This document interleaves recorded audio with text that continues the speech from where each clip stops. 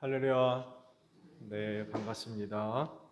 먼저 교회 소식을 말씀을 드립니다. 나눠드린 주보를 참고해 주시기를 바랍니다. 예배가 실시간 영상으로 방송이 되고 있어요. 많은 활용을 바랍니다. 3월 11일에서 15일 베트남 스팅족 선교지를 방문합니다. 기도 부탁을 드리고요. 감동되시는 대로 선교 헌금 드리시면 전달하도록 하겠습니다. 차량을 새로 구입하게 됐어요. 기도 부탁을 드리고 또 부흥회가 준비되고 있습니다. 3월 4일에서부터 6일까지 이준호 목사님을 모시고 부흥회를 하게 됐습니다. 많은 기도로 준비를 해 주시기를 바랍니다. 1대1 제자 양육반 오늘 12시 50분 중이층 목양실에서 있습니다. 해당되시는 분들 꼭 참석을 해 주시기를 바랍니다. 오늘 주일은 사순절 성만찬 예식을 갖도록 하겠습니다. 이완 집사님과 현우나 집사님 결혼식이 이번 주 토요일 오후 1시 호서 웨딩홀에서 있습니다. 교회에서 11시 30분에 출발을 하도록 하겠습니다.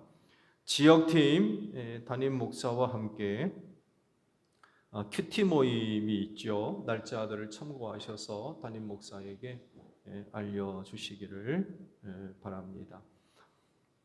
그리고 39회 지방회가 이번 주 목요일 신풍교회에서 있어요. 생각나시는 대로 기도 부탁을 드리고, 그리고 베트남 선교 방문을 위해서 가시는 분들 모임을 오늘 오후 예배 후에 갖도록 하겠습니다.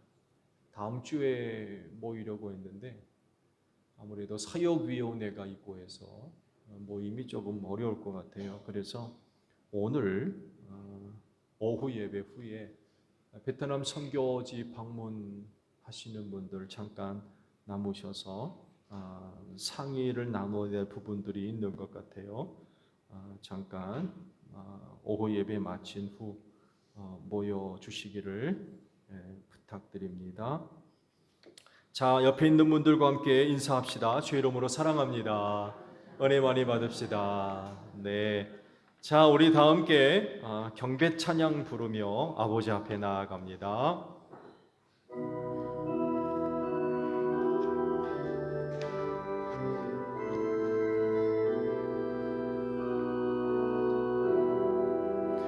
왕의 왕 되신 주 하늘에 계시니 이 세상 죄악 이기신 구주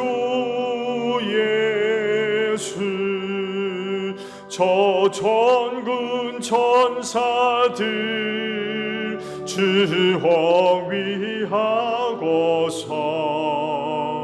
모성도 함께 영원히 늘 섬기네. 아멘.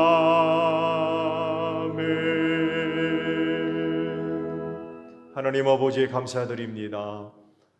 이 날을 지킬 수 있도록 믿음을 주시고 한 주간 은혜 베풀어 주셔서 감사드립니다. 오늘도 저희가 이 날을 기억하고 이 날을 지켜 아버지 앞에 예배하오니 오늘도 저희가 드리는 예배를 기쁘게 받아 주시옵소서. 하나님은 영이시니 신령과 진리로 예배하라 하십니다. 우리 예배 가운데 성령님 임재하셔서 신령한 예배가 되게 하시고 우리 예수님과 함께 드리는 진리의 예배가 되어져서 하늘아버지 홀로 영광을 받아 주시옵소서. 성령님 이 시간도 우리를 도와주실 줄로 믿습니다. 순서마다 힘을 다하고 뜻을 기울여 하나님을 예배할 수 있도록 성령님 우리를 도와 주시옵소서.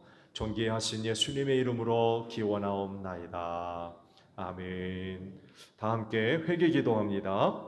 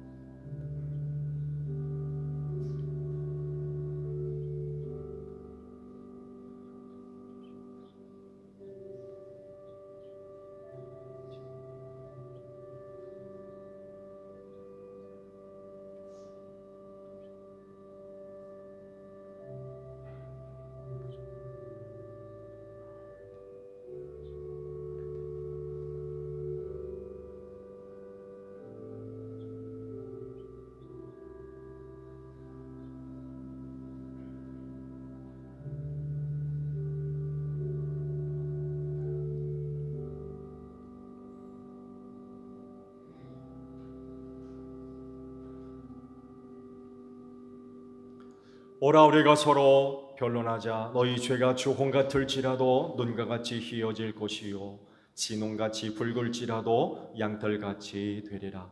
이 말씀대로 진심으로 회개한 여러분의 모든 죄를 예수 그리스도의 십자가의 은혜로 용서하셨습니다.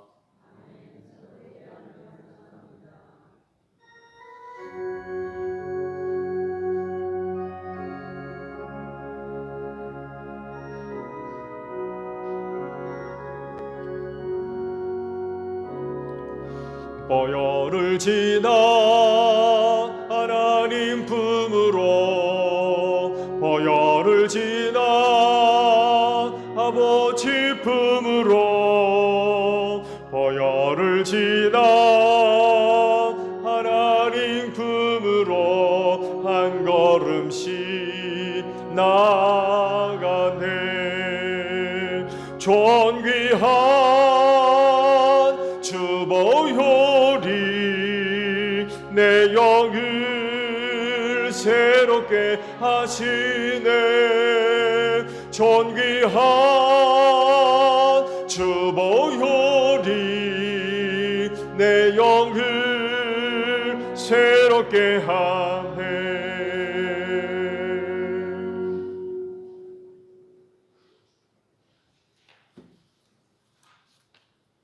예수 그리스도이시며 주님의 충만하신 가운데 우리 모두가 은혜에 의해 은혜를 받았나이다. 주님은 우리의 영원한 희망이십니다. 주님은 오래 참으시며 자비가 충만하십니다. 주님은 주님의 이름을 부르는 모든 자들에게 은혜를 베푸십니다.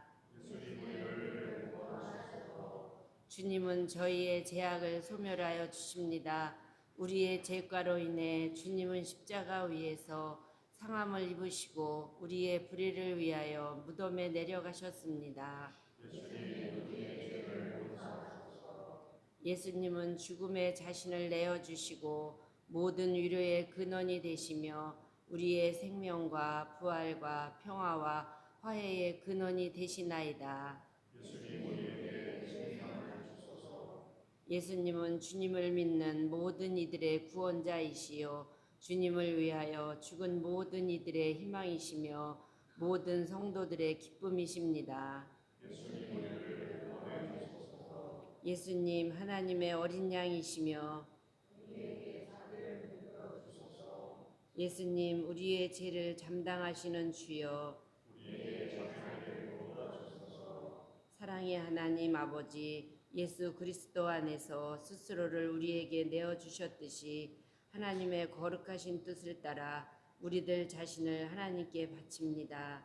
그리스도께서 인도하시는 길로만 가도록 우리의 발걸음을 굳건히 지켜주시고 우리의 입은 진리를 말하고 복음을 전하게 하시며 우리 안에 하나님의 성령으로 충만하게 하소서. 예수님의 이름으로 기도합니다. 아멘.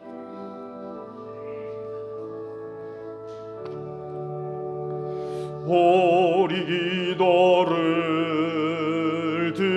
들어주시고 주님의 평화를 내려주소서. 아멘.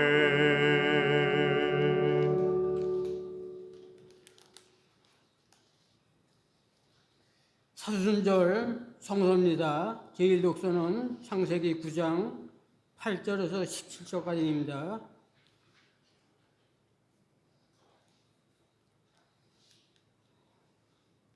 하나님이 노아와 그의 아들들에게 말씀하셨다.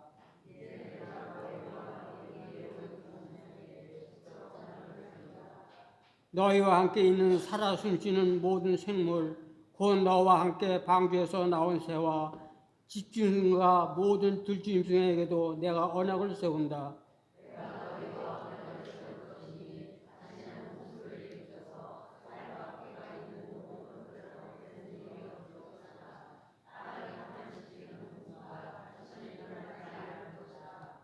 하나님이 말씀하셨다.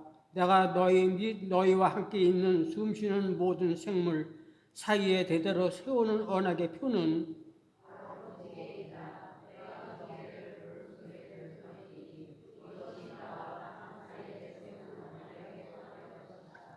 내가 구름을 일으켜서 땅을 덮을 때마다 무지개가 구름 사이에서 나타나며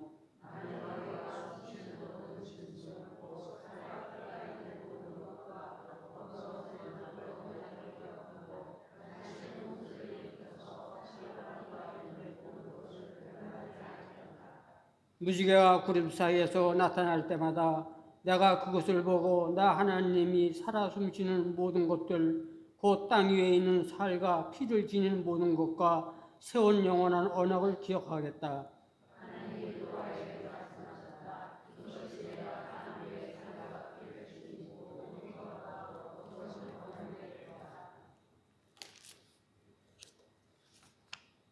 주의 독서는 베드로전서 3장 18절에서 22절입니다.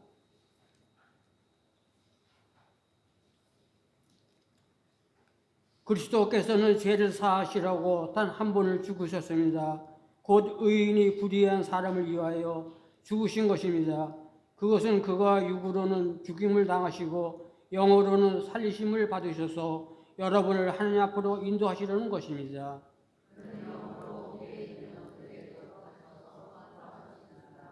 그 영들은 옛적에 노아가 방주를 지을 동안에 곧 하나님께서 아직 참고 기다리실 때에 순종하지 않던 자들을 말하는 것입니다. 그 방주에 들어가 물에서 구원받은 사람은 겨우 8사람밖에 없었습니다.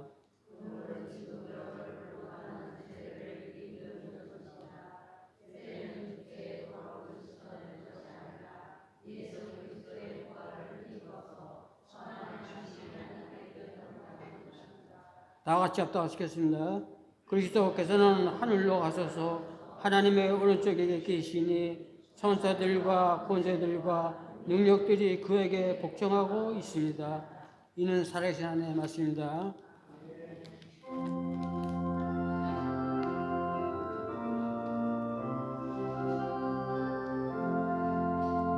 주님의 귀한 말씀은 목마른 사막길에서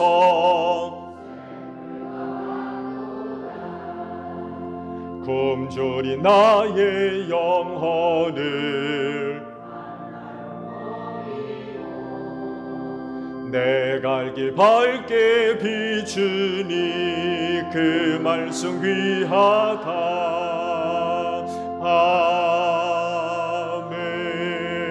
아멘. 오늘 주일을 위해 주시는 말씀을 봅니다. 사도행전 4장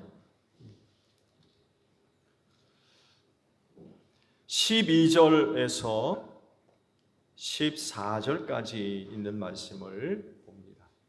사도행전 4장 12절로 14절에 있는 말씀이에요.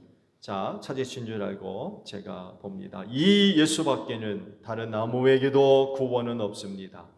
사람들에게 주신 이름 가운데 우리가 의지하여 구원을 얻어야 할 이름은 하늘 아래에 이 이름밖에 다른 이름이 없습니다. 그들은 베드로와 요한이 본래 배운 것이 없는 보잘것없는 사람인 줄 알았는데 이렇게 담대하게 말하는 것을 보고 놀랐다. 그리고 그들은 그 두 사람이 예수와 함께 다녔다는 사실을 알았지만 병고침을 받은 사람이 그들 곁에 서 있는 것을 보고는 아무 트집도 잡을 수 없었다. 아멘. 오늘도 주일을 지켜 하나님께 예배하시는 여러분 모두에게 부활의 소망이 충만하기를 축복합니다. 네, 감사합니다. 그리스도인 다움을 제가 종종 말씀을 드리는데 오늘 말씀 속에서도 그리스도인 다움이 뭘까라는 것을 찾아보려고 그래요. 자, 그리스도인 다움이 뭘까요? 오늘 말씀 속에서 그 한 가지를 발견할 수가 있는데 여러분은 이 오늘 보신 짤막한 구절 속에서 그리스도인 다움이 무엇인지 발견하실 수 있나요? 저는 그걸 담대함이라고 말씀을 드리고 싶습니다. 13절 중반절을 보게 되면 이렇게 담대하게 말하는 것을 보고 놀랐다라고 기록을 하고 계십니다. 그런데 무엇이 그리스도인으로 하여금 담대하게 만들까요?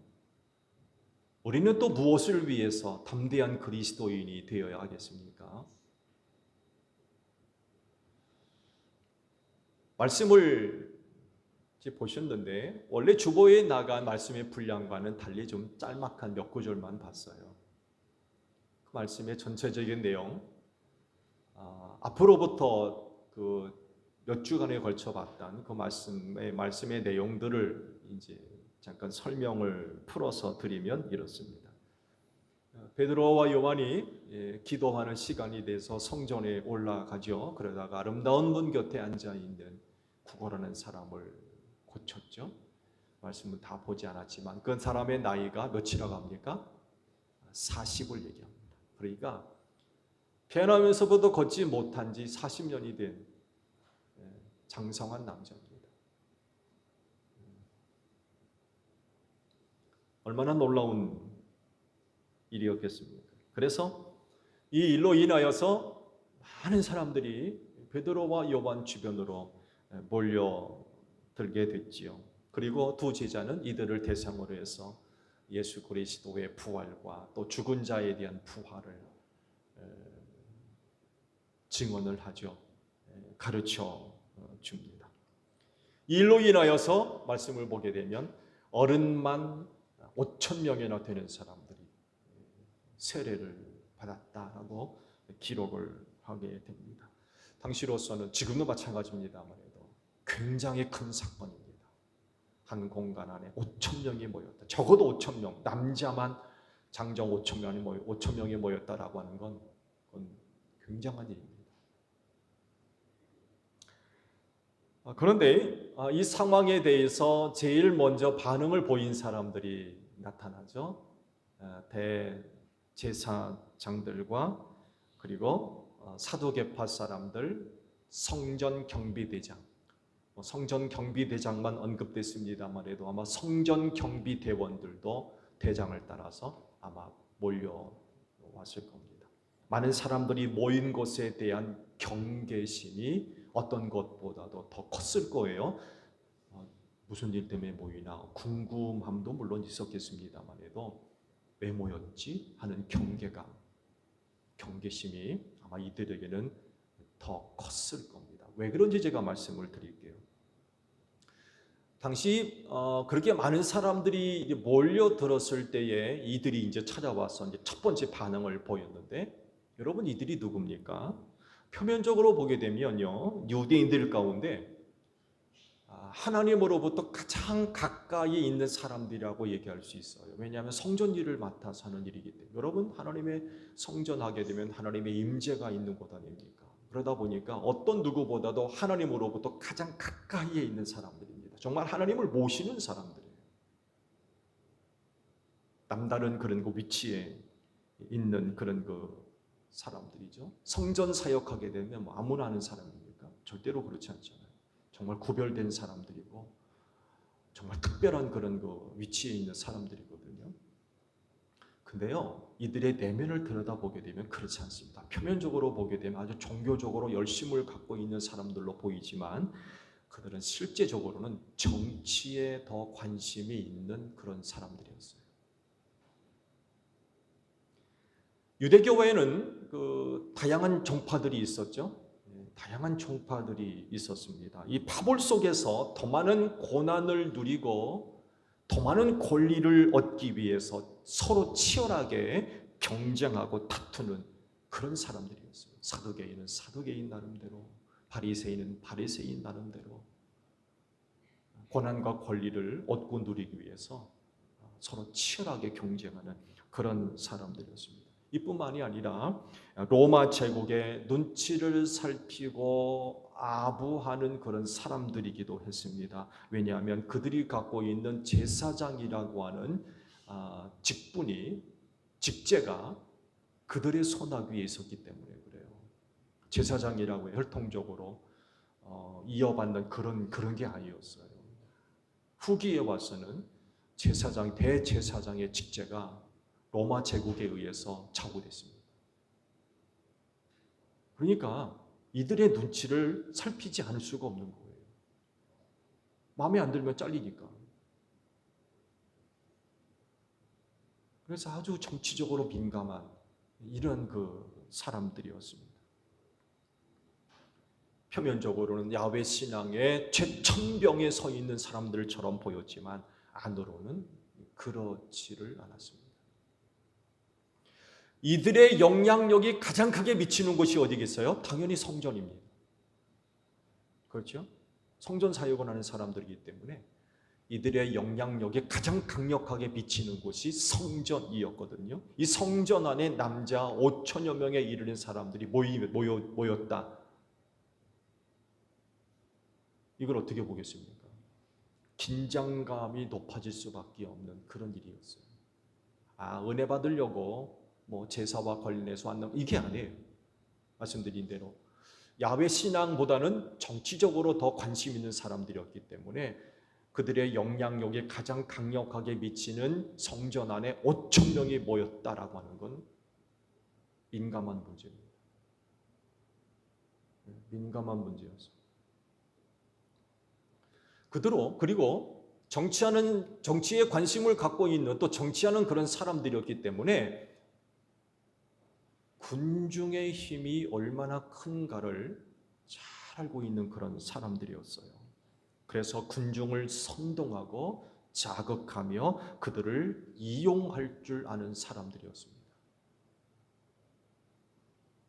이는 바리새파도 마찬가지고요. 군중을 잘 이용할 줄 아는 그런 사람들이었습니다. 그래서 이들은요, 예수님 주변에 많은 사람들이 몰려들었죠. 성경 말씀을 보세요. 바리새파나 사두개인들이 어떻게 행동하나? 말씀은 한결같이 그들의 행동에 대해서 기록하는데 공통점이 뭐냐? 그 군중 속에 섞여 있습니다. 군중과 따로따로 떨어져 있는 게 아니라 군중 속에 섞여 있어요. 그래서 때로 이들이 그 군중을 선동합니다. 예수를 공격하고 예수님으로도 군중을 빼앗아가고 떨어뜨리고 자기 편으로 만들고 예수님을 비난하고 책잡기 위한 수단으로 군중을 이용합니다. 한결같은 모습으로 그렇게 기록이 되어져 있습니다. 군중의 속성을 너무나도 잘 알고 있는 거예요. 그래서 이 군중이 누군가에게 아니면 어떤 종파에게 이용당하는 것을 서로가 굉장히 싫어했어요. 바리새파는 사두개인들이 군중을 이용할까 봐, 바리새파는 그 군중을 사두개파가 이용할까 봐 서로가 이제 경계하는 거죠. 군중을 자기 편으로 만들기 위해서. 그런 사람들이었습니다. 이런 생각을 갖고 있는 사람들이었기 때문에 성전에 많은 사람들이 모인 것에 대해서 민감하게 반응하지 않을 수가 없었어요. 그냥 단순히 제사 드리러 온 사람들이 아니었던 거예요. 그들 눈에는. 그래서 이들이 한 일이 뭡니까? 두 제자를 비롯해서 고침받는 사람을 잡아갔습니다. 이유는 예수님의 부활과 죽은 자의 부활을 이야기한 것만이 아니었습니다. 그 이면 뒤에는 또 다른 그런 이유가 숨어 있었던 거예요. 그런 그들을 그대로 둘 수가 없었던 거예요. 군중으로부터 그들을 떼어놓아야 할 필요성이 있었던 거죠. 그들이 그 군중을 이용해서 무슨 짓을 할지 몰랐기 때문에 정치적으로 바라보는 거예요.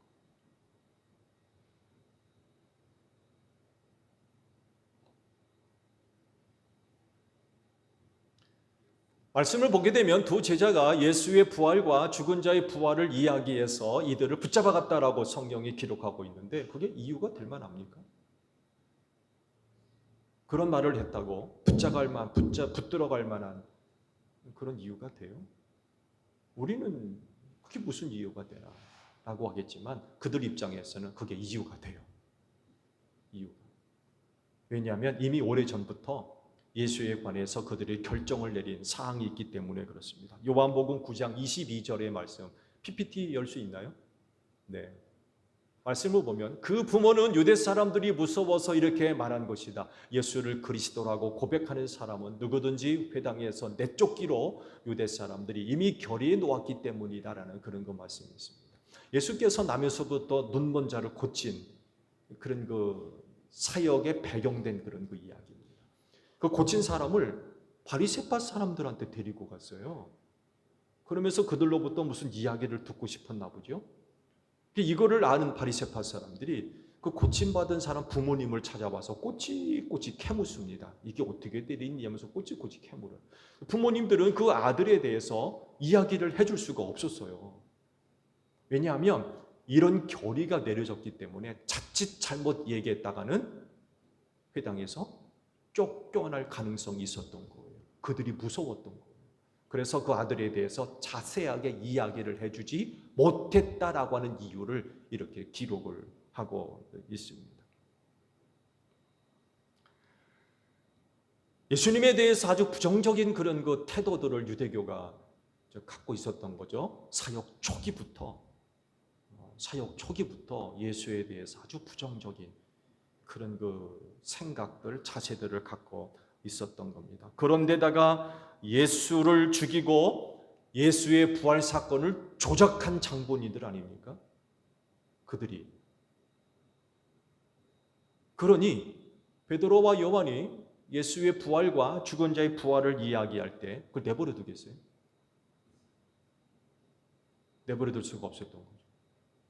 그런 결의를 또 내렸었고 했기 때문에 그렇게 말하는 것을 그냥 둘 수가 없었던 거예요. 그리고 그들이 그렇게 두 제자에 대해서 반응할 수밖에 없었던 또 다른 이유가 하나 있는데요. 놀랍게도 사두개인들은 부활을 믿지 않았어요. 놀랍죠? 같은 유대교 안에 있음에도 불구하고 사두개인들은 부활을 믿지 않았습니다. 천사, 영적인 존재도 믿지 않았고요. 죽으면 그만이었어요. 그런데 베드로와 요한이 성전에 올라와 가지고는 예수의 부활과 죽은 자의 부활을 이야기하니 자기들의 가르침과 다르잖아요. 그리고 말씀드린 대로 그들의 영향력이 가장 강력하게 미치는 성전 안에 들어와서 자기들이 믿고 가르치고 있는 것과 다른 말을 하니까 그런 그들을 그냥 방치해 둘 수가 없었던 거예요.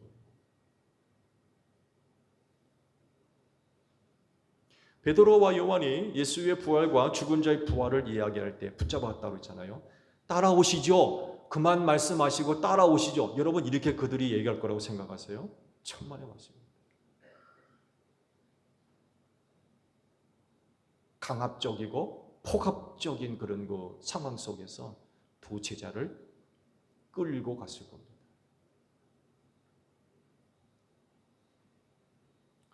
이런 사람들이 제사장직을 맡고 있으니 예수 시대의 신앙과 또한 영적인 영역이 어떠했을 거라고 상상이 되십니까?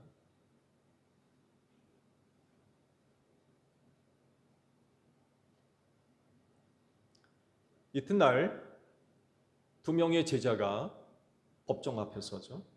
이 법정은 산헤드린 공의회입니다. 처음에는 사두개인들만 관여됐어요. 근데 시간이 진 하룻밤 사이에 확대가 됩니다. 산헤드린 공의회라고 하는 법적인 최고 의결 기관까지 확대가 되어져요. 사안이 크다는 거죠.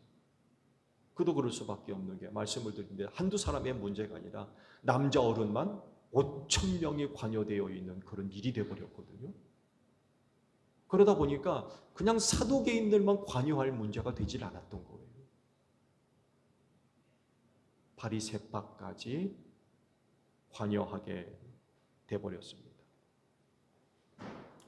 그런데요, 이 자리에서 두 제자가 보여준 모습이 아주 놀라운 그런 모습을 보여줍니다. 그 모습은 다른 게 아니라 담대함이었습니다.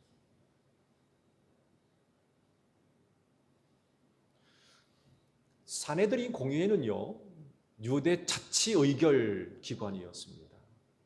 로마 제국의 통치를 받았지만 제국의 정책상 점령지에 상당한 자유권을 허용을 했어요. 정치적인 영향, 오늘 새벽에도 잠깐 말씀을 드렸습니다만 정치적인 이런 영향 이외에는 뭐 종교, 경제, 문화, 언어, 화폐 이런 부분들은 상당 부분 자치를 허용을 했어요.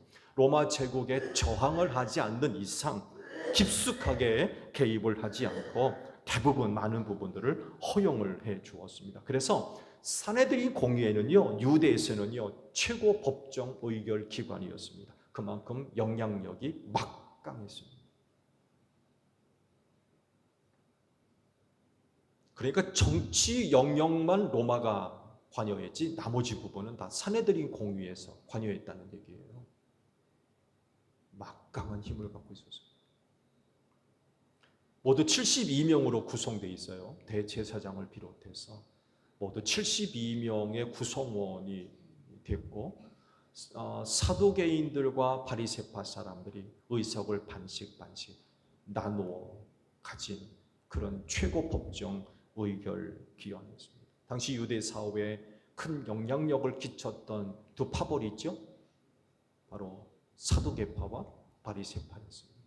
이 두 종파가 산헤드린 공의회를 다 장악하고 있었기 때문에 산헤드린 공의회의 영향력은 이건 뭐 정말 막강한 거였습니다.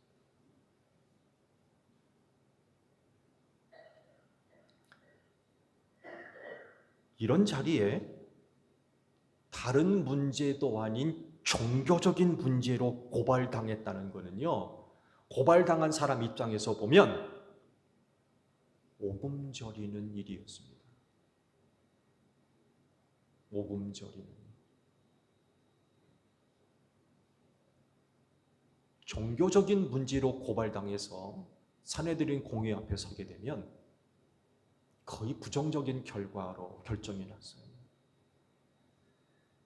죽는다는 얘기입니다. 살아나올 수가 없었어요. 오금절일 수밖에 없어요.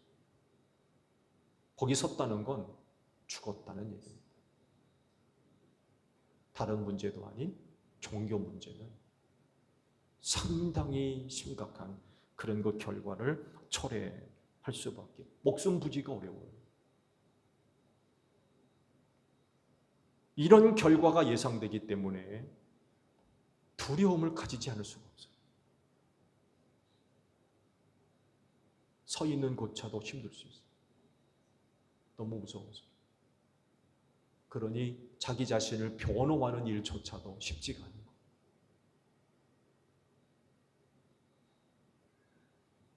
그런데 두 제자는 그렇지 않았다는 거예요. 사슬 시퍼런 그런 그 자리에 서서 예수 그리스도에 관하여서 담대하게 증언을 합니다. 그들이 가장 듣기 싫어하는 이름 예수, 그것도 예수의 부활에 관해서 그 모여있는 산헤드린 공의원들 앞에서 담대하게 증언을 합니다. 이 모습을 표현한 것이 13절의 말씀이에요. 담대하게 말했다. 담대하게 말했다. 당시 그 공의회에 모여있는 공의회원들이 이런 두 제자의 모습을 보고 상당히 놀랬다라고 기록을 하고 계시죠. 전혀 생각하지도 못된 모습들을 두 제자가 보여주었던 것입니다. 그들이 생각하기에 말씀에도 기록되어 있습니다만 해도 보잘것없는 사람들로 봤어요. 보잘것없는 사람들. 왜냐하면 배움이 없어요. 배우지도 못한 보잘것없는 그런 그 종류의 인간들이었습니다. 율법에 통달한 사람들이 거기 앉아 있거든요. 율법에 통달한 사람들. 그러니까 많이 배웠다는 얘기예요. 많이 알고 있다는 얘기고. 거기다가 권력과 권세와 명예와 부를 소유한 그런 사람들이었어요. 그래서 그 당시 사내들인 공의원 하게 되면 모든 유대 사람들로부터 존경받는 그런 사람들이었어요. 그런 사람이 70명이나 앉아 있는 자리. 그들 앞에 베드로와 요한은 정말 보잘것없는 그런 인간들이었습니다. 사실적으로 그들은 사내들인 공의회원들과 비교해 보았을 때 정말 아무것도 아닌 그런 인간들이었어요. 갈릴리 어부 출신 아니에요. 그 어부들이 배우면 얼마나 배웠고 알면 얼마나 알겠습니까? 평생 그물질하고 고기 잡다가 죽을 수밖에 없는 그런 정말 평범한, 그가 죽었다고 한들 누가 알아주겠느냐. 지극히 정말 평범한 그런 사람들이었습니다. 근데 그들의 입에서 나오는 말이 보통이 아니었어요. 그것도 자세부터 달랐어요. 담대하게 얘기를 하는 거예요. 그 무시무시한 사내들인 공의 앞에서 조금 더 떨지 않고 조금 더 주눅들지 않고 담대하게 말씀드린 대로 그들이 가장 싫어하는 이름 예수, 그 예수에 관한 이야기를 증언을 해서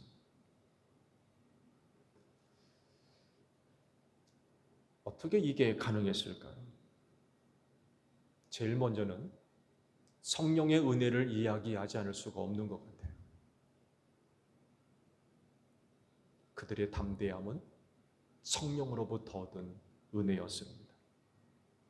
마가복음 13장 11절에 있는 말씀을 보게 되면 예수께서 이를 두고 예언하신 말씀들이 있죠. 사람들이 너희를 끌고 가서 넘겨줄 때에 너희는 무슨 말을 할까 하고 미리 걱정하지 말아라. 무엇이든지 그 시각에 말할 것을 너희에게 지시하여 주시는 대로 말하여라. 말하는 이는 너희가 아니라 누구다? 성령이시다 라고 그랬습니다. 제자들은 예수의 말씀을 믿고 있었던, 그리고 오순절날 경험한 사람들 아닙니까? 하나님의 영을 받은 사람들이었어요. 오늘이 그 사내들인 공의 앞에서 담대할 수 있었던 건 성령의 도우시는 은혜였었다는 것입니다.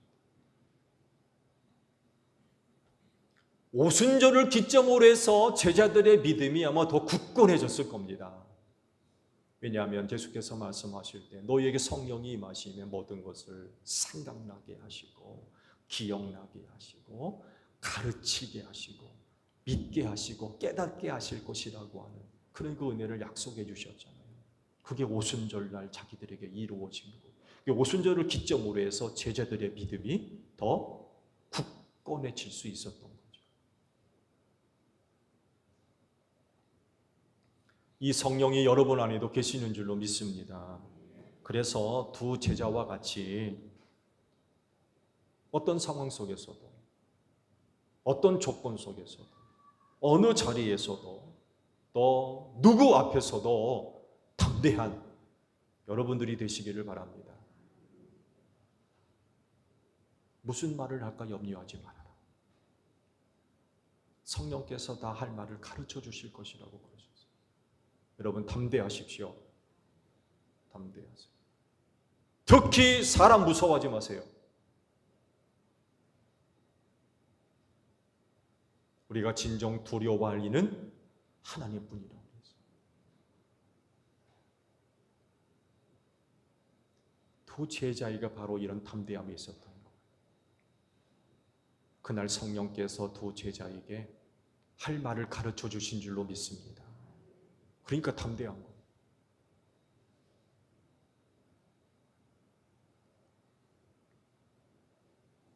제자들의 담대함은 이것뿐이었을까요? 또 하나의 중요한 것이 있습니다. 그건 다른 것이 아니라 사실을 알고 그 사실을 믿는 믿음이 그들 안에 있었다는 것입니다. 이 10절을 보게 되면 두 제자가 협박과 위협을 받고 나오면서 이런 말을 그들에게 해줍니다. 뭐라고 합니까? 말씀을 보세요. 우리는 보고 들은 것을 말하지 않을 수 없습니다. 라고 이야기를 해주고 나옵니다. 우리가 보고 들은 것을 말하지 않을 수가 없다. 그들이 보고 들은 게 뭐예요? 예수의 부활을 목격했잖아요. 들었어. 사실이라는 얘기예요. 오늘 사내들인 공의 앞에서 담대하게 예수의 부활을 이야기할 수 있었던 그건 사실이었다는 거예요. 왜? 봤잖아요. 예수께서 부활하신 모습을 제자들에게 보여주셨어요.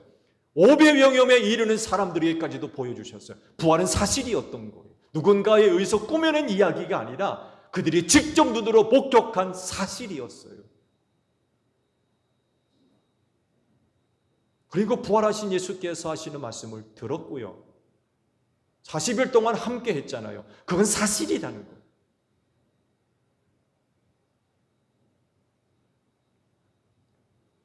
진실에는 거부할 수 없는 힘이 있습니다. 왜요? 사실이니까.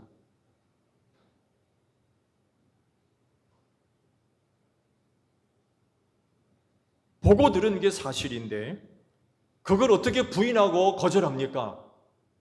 사실인 걸.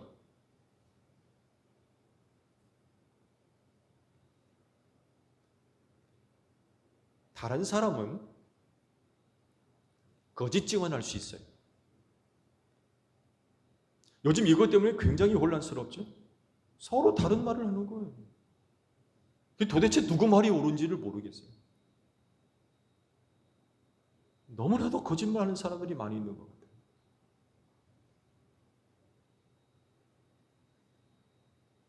그렇지만 그리스도인은 절대로 그렇게 할 수 없어요. 이유는 간단합니다. 그리스도인이잖아요. 그리스도인이 어떻게 거짓말합니까? 본 걸 안 봤다 그러고 안 먹을 본 것도 봤다 그러고 안 들은 걸 들었다 그러고 들은 걸 안 들었다 그러고 어떻게 그럴 수 있어요? 그리스도인들이 바로 이런 사람들이기 때문에 아무리 유혹을 해도 흔들리지 않아요. 위협을 하고 협박을 해도 굴복하지 않습니다. 왜? 사실인 것에 대해서 부정하지 않습니다. 사실은 사실이거든요. 오늘도 새벽에 말씀드렸죠. 새벽에. 얘는 얘일 뿐이지 아니요 할 수 없어요. 여러분 이게 그리스도인입니다. 이걸 베드로와 요한이 갖고 있었다.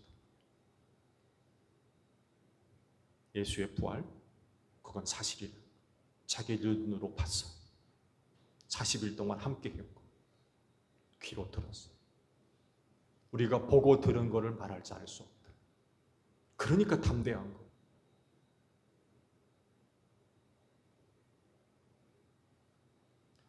세상에 그리스도를 알리는 것은 담대함으로부터 힘을 얻는다라고 할 수 있어요. 이걸 바꿔서 말씀을 드리면 여러분 담대하지 못하면 세상에 예수를 알릴 수 없습니다.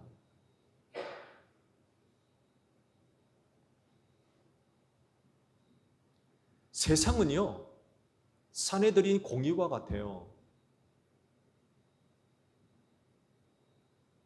두 제자를 앞에 세워놓고 온갖 조롱과 비웃음 그리고 위협과 협박, 회유, 유혹의 화살이 날아드는 그런 것과 같습니다.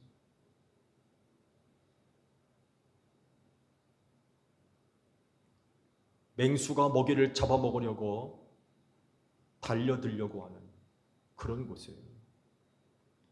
여러분 이런 곳에서 담대하지 못하면 예수 이야기 못합니다. 어떻게 하겠어요? 하겠습니까? 무섭고 두려워서 하겠느냐고요.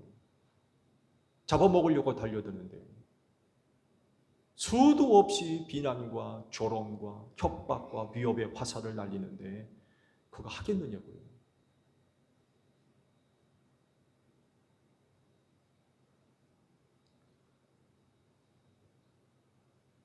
제1교회 성도 여러분 담대하시기 바랍니다.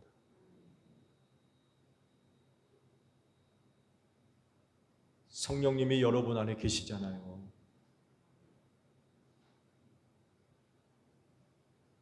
그리고 성경에 기록된 모든 말씀이 진리라는 것을 믿으시잖아요.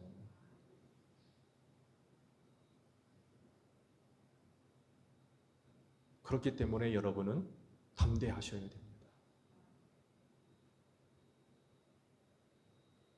무서워하지 마세요. 두려워하지 마시고 사내들인 공회 앞에서도 담대했던 제자들과 같이 여러분도 세상 앞에 담대하시기 바랍니다. 사람들 앞에 담대하십시오.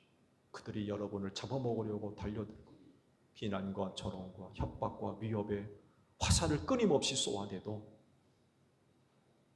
그들 무서워하지 마세요.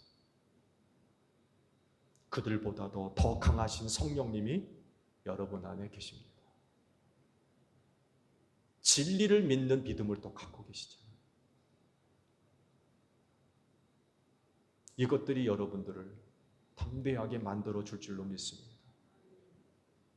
그래서 어느 곳에서 누구에게나 기회가 되면 예수 그리스도를 알려주는 여러분들이 되시기를 바랍니다. 기도하겠습니다. 담대하게 하옵소서. 사내들인 공기회 사슬시퍼런 자리에서도 두려워하지 아니하고 담대하게 그들이 가장 듣기 싫어하는 예수와 그 부활을 담대하게 증거했습니다. 오늘 우리에게 성령이 계시는 줄로 믿습니다. 진리를 믿는 믿음이 우리 안에 있는 줄로 믿습니다. 이것들이 우리로 하여금 담대하게 만들어 줄 줄로 믿습니다. 그리하오니 세상 두려워하지 않게 하소서. 우리를 조롱하고 핍박하며 위협하고 협박하는 사람들 두려워하지 않게 하소서. 성령님은 그들보다 강합니다. 진리는 그들보다 강합니다. 우리 안에 담대함을 심어주셔서 어느 곳에서나 누구나 기회가 마련되었을 때 놓치지 아니하고 담대하게 우리 예수 그리스도의 이름을 알려주는 제일교회 모든 성도들이 되어지게 하옵소서. 예수님의 이름으로 기도하옵나이다. 아멘.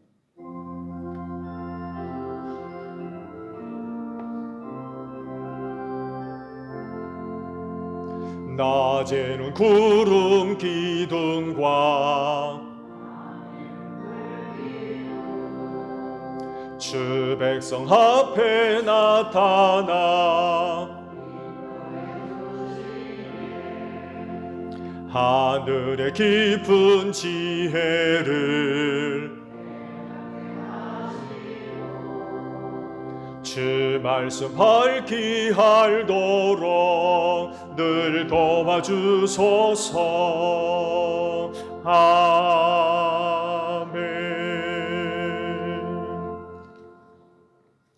말씀을 우리 생각하며 화답 찬양 우리 하나님께 드립니다.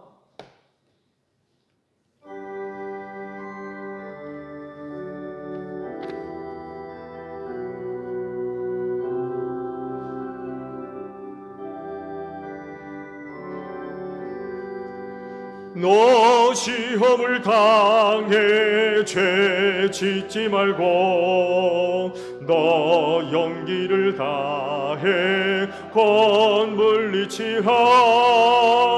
너 시험을 이겨 새 힘을 얻고 주 예수를 믿어 늘 승리하라.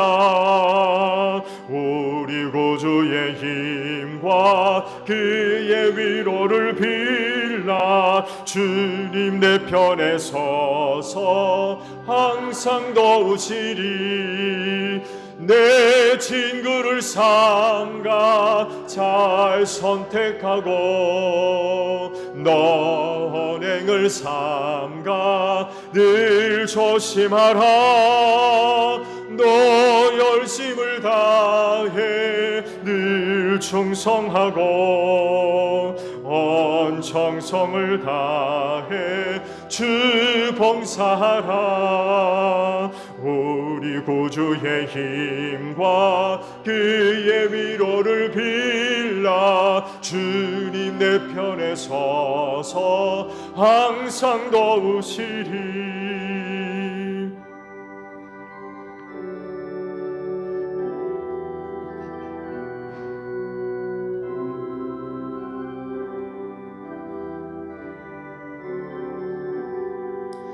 잘 이기는 자는 상 받으리니 너 낙심치 말고 늘 전진하라. 내 구세주 예수 힘주시리니 주 예수를 믿어 늘 승리하라. 우리 구주의 힘과 그의 위로를 빌라 주님 내 편에 서서 항상 도우시리. 사순절 성만찬 예식을 거행하도록 하겠습니다. 먼저 봉헌의 말씀을 함께 나눕니다. 주께서 말씀하시기를 내가 제단에 제물을 드리려고 하다가 내 형제나 자매가 내게 어떤 원한을 품고 있다는 생각이 나거든 너는 그 제물을 제단 앞에 놓아두고 먼저 가서 내 형제나 자매와 화해하여라. 그런 다음에 돌아와서 제물을 드려라 하셨습니다. 주님의 평화가 여러분과 함께 하시기를 축복합니다.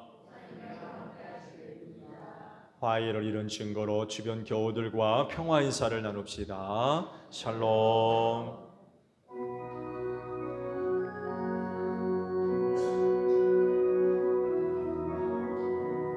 하나님 어린 양 세상의 죄를 없애시는 주여 하나님 어린 양 세상의 죄를 없애시는 주여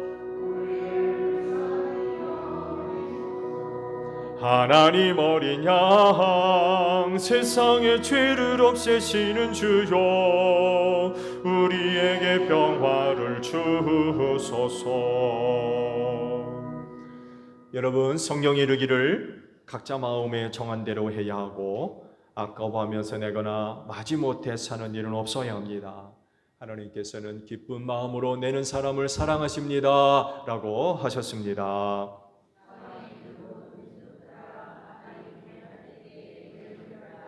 아멘.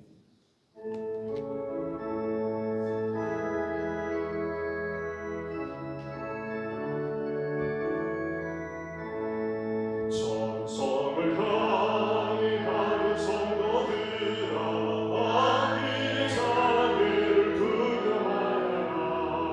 성령이고 인도하시니 왜 지체를 하고 있느냐.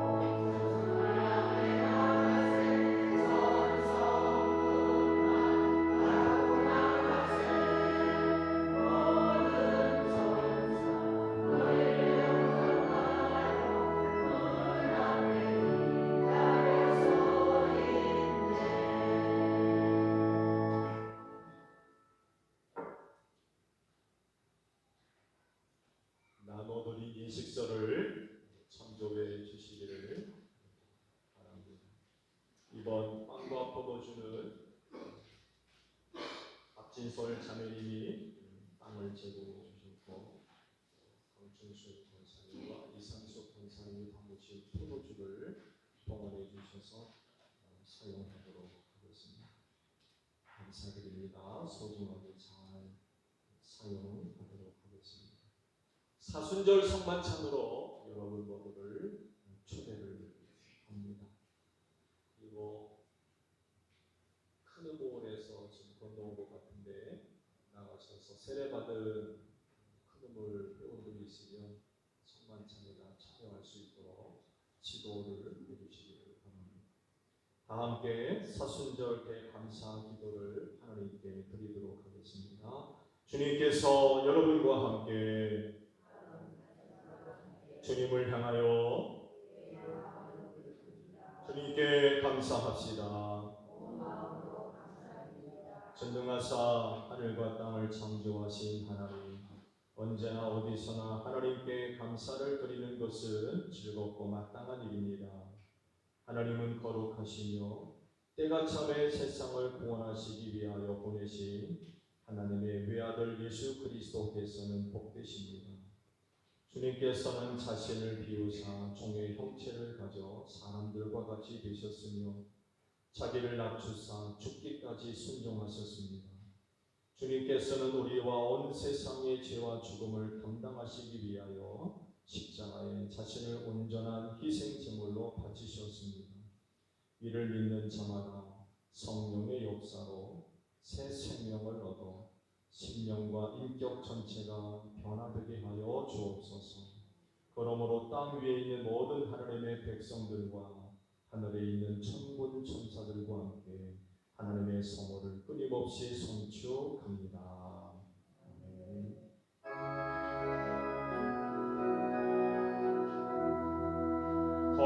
거룩하시다, 거룩하시다, 거룩하시도다 만군의 주 하나님, 하늘과 땅에 가득한 그 영광 높은 데에 호산나.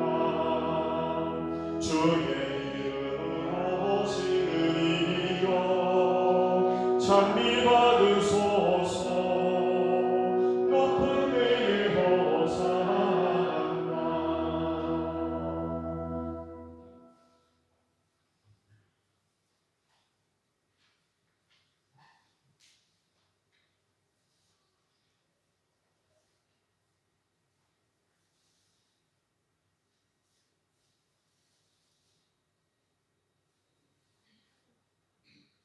예수께서 잡히시던 밤에 떡을 가지시고 떼어 가라사대 받아 먹으라.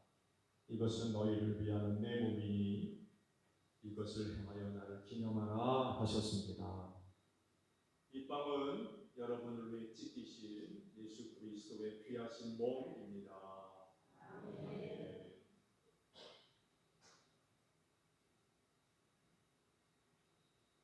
식후에 또한 이와 같이 잔을 가지시고 가라사대 너희가 모두 이 잔을 받아 마셔라. 이 잔은 너희와 많은 사람의 죄를 사하려고 흘리는 바 나의 피, 곧 내 피로 세운 새 언약이니 이것을 행하여 마실 때마다 나를 기념하라 하셨습니다.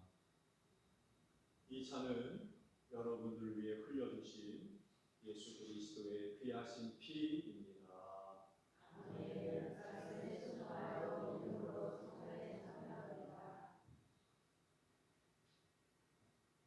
오 주님, 이 자리에 모인 저희들과 바쳐진 이 예물 위에 이 시간 성령님을 보내주시사 이 식탁을 거룩하게 하옵소서. 이것들이 저희를 위한 생명의 양식이 되게 하시고 여기에 참여하는 저희가 다 그리스도 안에서 하나가 되게 하시옵소서. 그리스도를 통하여 그리스도와 함께 그리스도 안에서 성령의 하나 되게 하심으로 모든 존귀와 영광이 세세토록 아버지께 있사옵나이다. 아멘.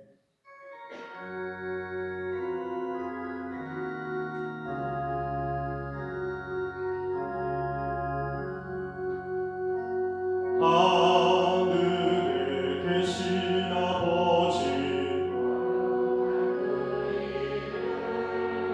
그 나라 땅 위에 오소서.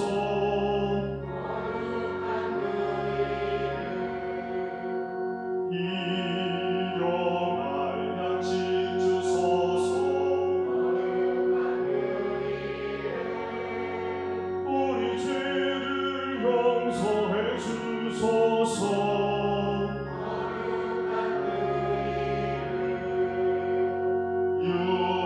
유혹을 끊게 하소서. 다만 악에서 구원하소서.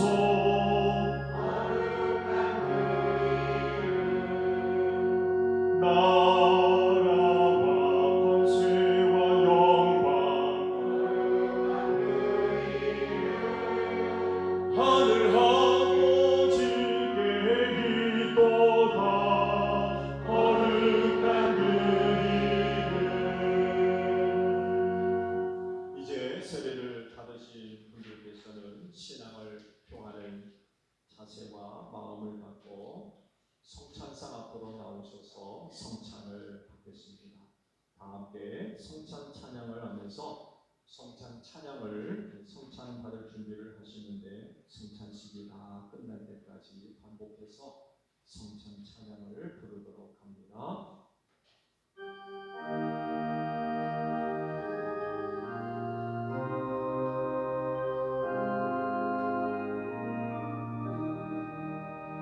주님을 찬양하라 온 세상이여.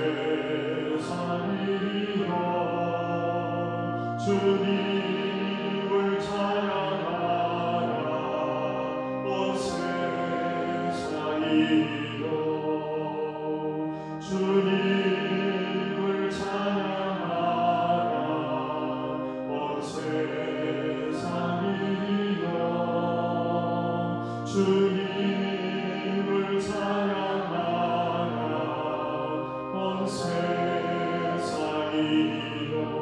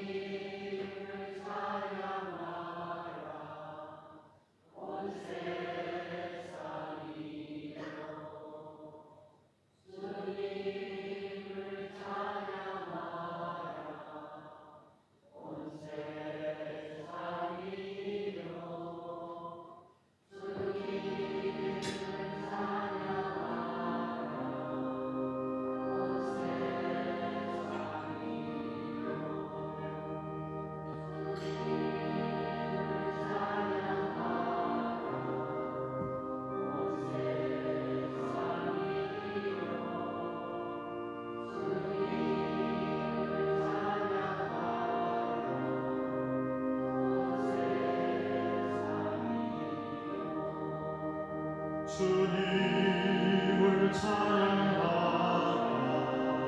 온 세상이여 주님을 찬양하라 온 세상이여 주님을 찬양하라 온 세상이여 주님을 찬양하라 온 세상이여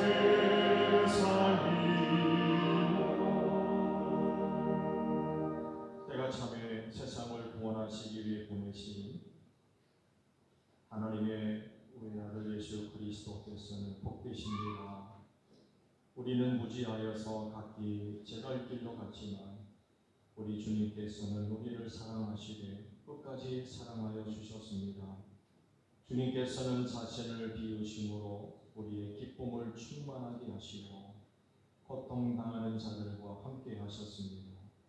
주님께서는 제자들의 발을 씻겨주셨고 언제까지나 함께 하시겠다는 약속의 표징으로 제자들에게 거룩한 식탁을 베풀어 주셨습니다. 주님, 오늘 거룩한 식탁에 참여한 모두가 주께서 말씀하신 대로 서로 사랑하며 살게 하여 주옵소서. 예수님의 이름으로 기도드립니다. 아멘.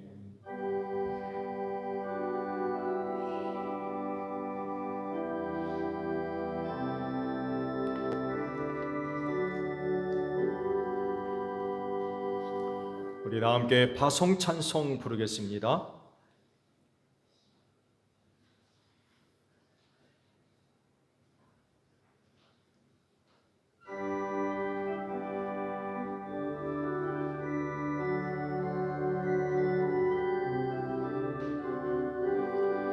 구원의 문은 넓게 열렸으니 십자가 군병 일어나거라. 너의 힘을 하나로 뭉쳐서 죄악의 쇠사슬을 끊어라.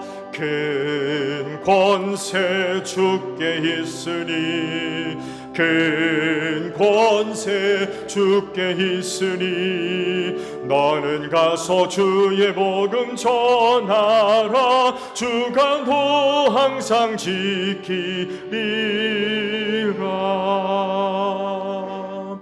너희는 온 천하를 다니며 만민에게 복음을 전하라.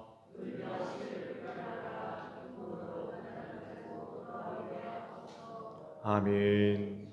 지금은 우리 주 예수 그리스도의 은혜와 하나님 아버지의 극진하신 사랑하심과 성령님의 교통하심이 주의를 지켜 아버지 앞에 예배하는 심령들 위해 영원히 함께 하시기를 축원하옵나이다.